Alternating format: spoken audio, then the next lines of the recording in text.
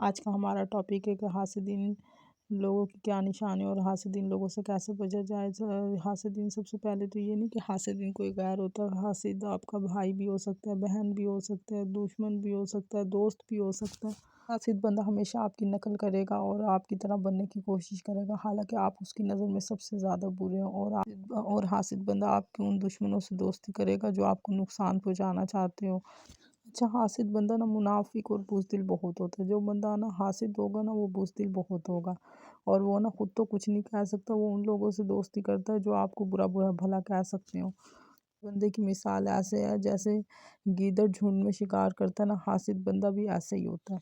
हासिद आपकी हर खुशी को बर्बाद करने की कोशिश करता है, चाहे वो खुशी छोटी सी और मामूली सी क्यों ना हो, उसकी नज़र में बहुत बड़ी होती है। वो चाहता है कि वो आपको एक मिनट के लिए खुश नहीं देख सकता। अच्छा, हासिद बंदा वो होता है जो कभी आपका दोस्त रहा होता है और आपकी ना जो खामियां पेशियां सब जानता है, आपकी कमज़ोरियों को रो के सुनता है और ना हंस के लोगों में उड़ाता है और आपका बाद में मजाक बनाता है।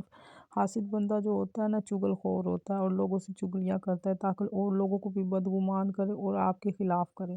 हासिद बंदा ना आपकी हर कामयाबी को छोटा दिखाने की कोशिश करता है और वो खुश नसीबी बताता है कि इस बंदे की खुश नसीबी है। वो ये नहीं कहता कि भाई इसके अंदर वो सलाहियत है कि ये इसे अचीव कर सकता था, बल्कि वो ये कहता है ये इसकी खुश नसीबी है। हासिद बंदे को ना आपके नुकसान से बड़ी खुशी होगी। हज़रत पाक सल्लल्लाहु अलैहि वसल्लम ने फरमाया था ना, 21वीं सदी में ऐसे लोग आएंगे जिनके दिल खंजीर से ज़्यादा बदतर और ज़ुबान शहद से ज़्यादा मीठी होंगी।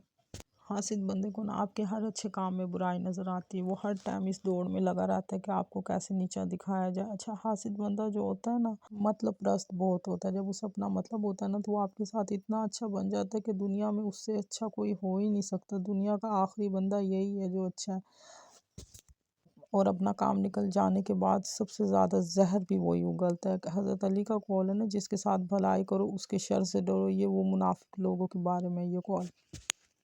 अस्सलाम वालेकुम माय यूट्यूब फैमिली, प्लीज़ यार मेरे चैनल को लाइक करो, शेयर करो, सब्सक्राइब करो। अब मैं आपके साथ छोटी सी रेसिपी शेयर करूँगी, दरबारी चिकन आलू। ये बहुत मज़ेदार बनता है, यकीन माने आपने पहले भी ऐसा खाना बनाया होगा लेकिन ये सबसे हट कर है। प्लीज़ इस रेसिपी के बाद हम अपने टॉपिक को कंटिन्यू करेंगे। Please subscribe my channel. आज हम बनाने लगे हैं दरबारी चिकन। दरबारी चिकन के लिए आपको क्या चीज़ें दरकार हैं? आपको चाहे दरबारी चिकन मसाला, हल्दी, गरम मसाला, कुटी हुई मिर्च, लाल मिर्च, धनिया पिसा हुआ, प्याज, टमाटर, सब्ज़ मिर्च, लहसुन, दही और सब्ज़ धनिया, बारीक कटे हुए लीमू, आलू, चिकन फ्लेवर। आप यकीन माने आपने बहुत बहुत दफ़ा आलू गोश्त खाया होगा, लेकिन यकीन माने इससे ज़्यादा लजीज आपने कभी नहीं खाया। इससे पहले मैं भी आम तरीके से बनाती थी, लेकिन ये दरबारी आलू चिकन का जो जायका है ना, आप यकीन माने कि आपका पेट भर जाता है, लेकिन आपका दिल करता है कि आप और खाएं। अच्छा, इसको तैयार करने के लिए आप कढ़ाई में घी ले लें। उसके बाद आप प्याज लें। प्याज को ना बस नॉर्मल साइज़ का रखें, ना ज़्यादा मोटा हो ना ज़्यादा बारीक हो। इसके बाद अदरक, लहसुन ये सब डाल के ना, और इसके बाद ना ये जब थोड़ी सी गोल्डन, इसको ना थोड़ा सा ज़्यादा गोल्डन करना है। आज जैसे वो हम लाइट गोल्डन करते हैं, लाइट से थोड़ा सा ज़्यादा करना है कि क्रिस्पी सी हो जाए। इसके बाद आप गरम मसाला डालें।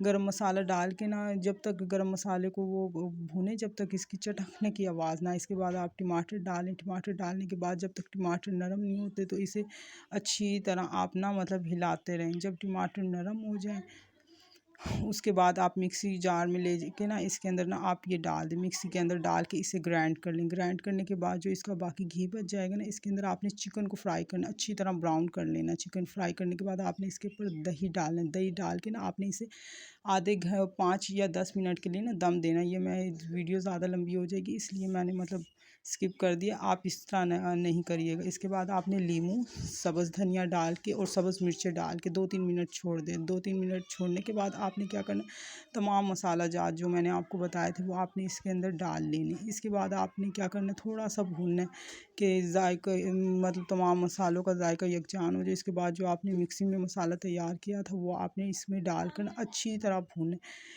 आपने इतना भूनना है कि ना ऑयल ऊपर आ जाए। इसके बाद जो आपके आलू थे वो आपने इसके ऊपर मतलब इसके अंदर डाल लेना। आलू डालने के बाद आप इसके अंदर चिकन फ्लेवर डालेंगे। आप यकीन माने जब आप चिकन फ्लेवर डालकर दरबारी चिकन आलू बनाते हैं ना, इसका जायका बहुत लजीज हो जाता है। मैं अपने हर खाने में यूज़ करती हूँ। इसके बाद आपने 1 गिलास पानी लेकर इसको छोड़ देना, इसके ऊपर ढक्कन रख के छोड़ देना तकरीबन 10-15 मिनट के लिए कि ये गल जाए।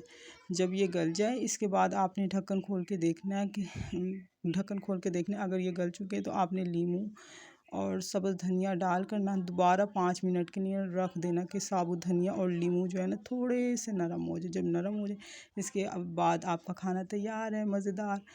प्लीज़ ऐसे ही मज़ीद वीडियो देखने के लिए प्लीज़ मेरे चैनल को लाइक शेयर सब्सक्राइब करें। मैं आपकी सपोर्ट के बगैर आगे नहीं बढ़ सकती। प्लीज़ मेरे चैनल को ज़्यादा से ज़्यादा लाइक और